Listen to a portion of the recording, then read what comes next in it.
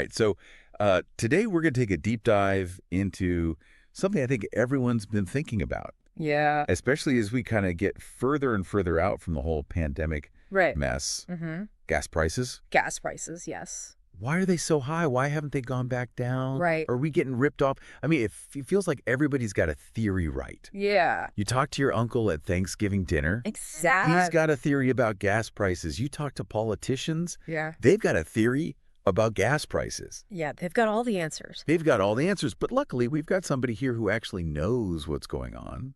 Well, we can try to figure it out. Someone who studies energy markets. Yeah. So, I mean, gas prices are a source of frustration for a lot of people, and I think we can all agree on that. absolutely. So, the first thing to really understand is what goes into the price of gas. Okay. And by far, the biggest factor is the price of crude oil.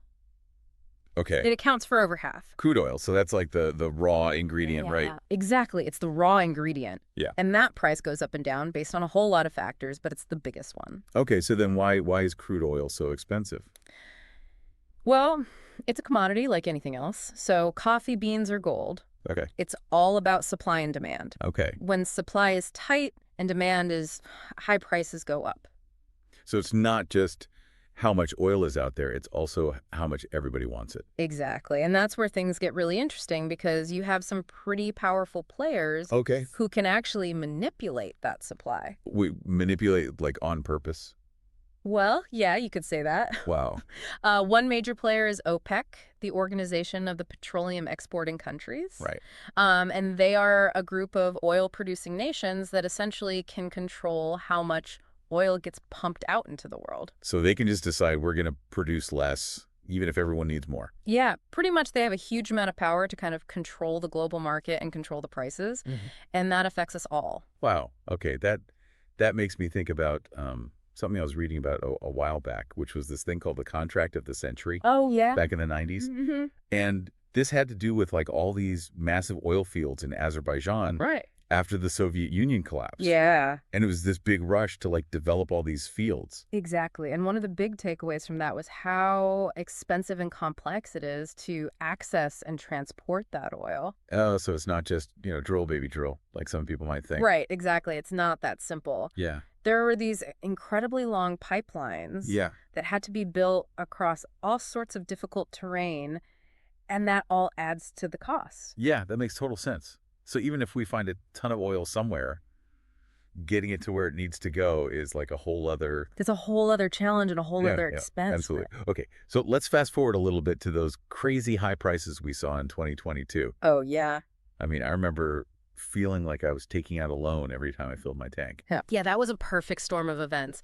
We had the supply chain issues from the pandemic, which were already putting pressure on prices. And then Russia invaded Ukraine, which just threw global energy markets into even more chaos. So it was like a double whammy, right? Like it was a double whammy. Bad news on top of bad news. Exactly. And it hit us all right where it hurts our wallets.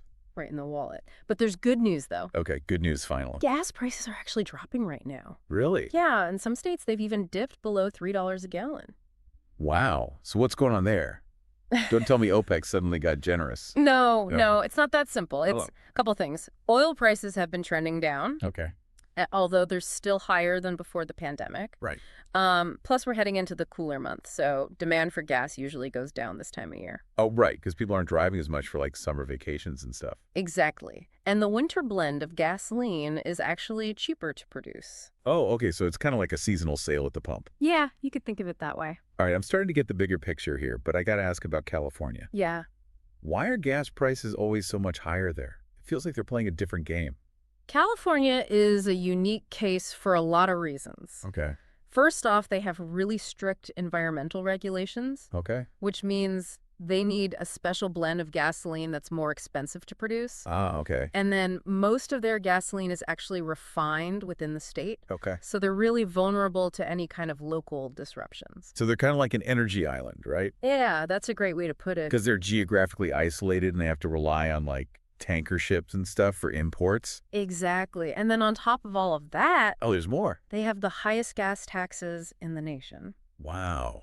Okay, so it's like a triple whammy. It's a lot of things all coming together, yeah. All right, so it sounds like it's a lot more complicated than just pointing fingers at politicians and saying, it's the president's fault or it's the governor's fault. Yeah, it's easy to blame politicians when gas prices go up. Right. But it's often an oversimplification. Yeah, that makes sense. I mean, remember back in 2007 when like a bunch of crazy stuff happened all at once? Oh, yeah. Like there were strikes and pipeline disruptions and all sorts of things, and global oil prices just went through the roof. Exactly. Yeah. And that really illustrated how even small disruptions in oil supply can have a domino effect. Wow, it's like this really delicate balance. It is a delicate balance. Yeah. Sarah. Okay, so speaking of supply and demand, wasn't there this huge shift in the U.S. oil market back in the 2010s with like the whole shale revolution? Yeah, you're talking about the rise of fracking. Yeah. Which opened up access to all these new oil deposits in the U.S. And initially, it led to this boom in oil production. Okay. But then it actually contributed to this surplus of oil,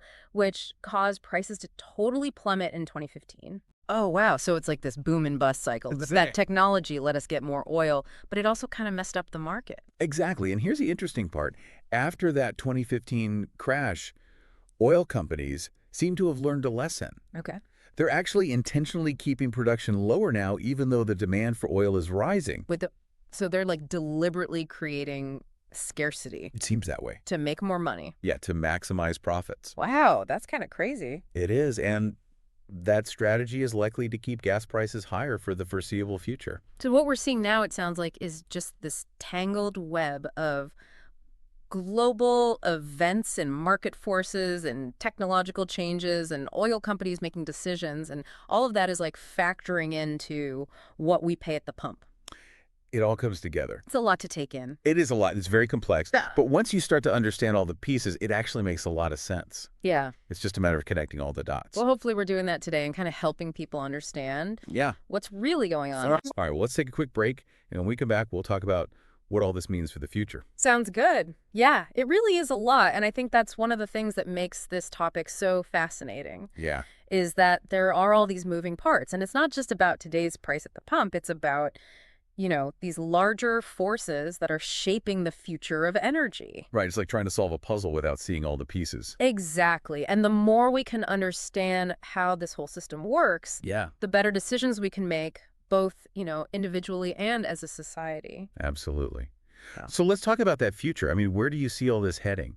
Are we just stuck with these crazy gas prices forever? Well, that's the big question, isn't it? And it leads us to another fascinating trend. Okay. The oil and gas industry is facing this long-term challenge, which is the eventual decline of fossil fuels. Right, because the shift towards renewable energy is getting bigger every day. Exactly. And so here's where it gets interesting. In the face of that decline, the oil and gas industry seems to be prioritizing short-term profits. So they're just trying to squeeze as much money out of it as they can. Pretty much they're intentionally keeping oil supplies tight to drive up those prices. Even if it, speeds up their own demise. Yeah, it's kind of counterintuitive, right? It really is. They're maximizing profits in the short term, but potentially hastening their own long-term decline.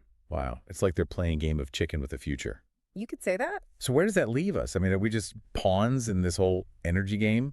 Not necessarily. As consumers, we actually have more power than we might realize. Okay. The choices we make about our energy consumption, things like driving more fuel-efficient cars, using public transportation, supporting policies that promote renewable energy. Yeah. All of those things can influence how this energy transition unfolds. So it's not just about complaining about gas prices. It's about being part of the solution. Exactly. Our individual choices, combined with collective action, can really shape a more sustainable energy future. I like that that's a powerful thought. Yeah. So let's recap for a second. What have we learned today about this crazy world of gas prices? Well, first of all, gas prices are a product of so many different factors. Yeah. It's global supply and demand refining costs, government policies, you name it, and it's rarely as simple as pointing the finger at one person or one event. Right.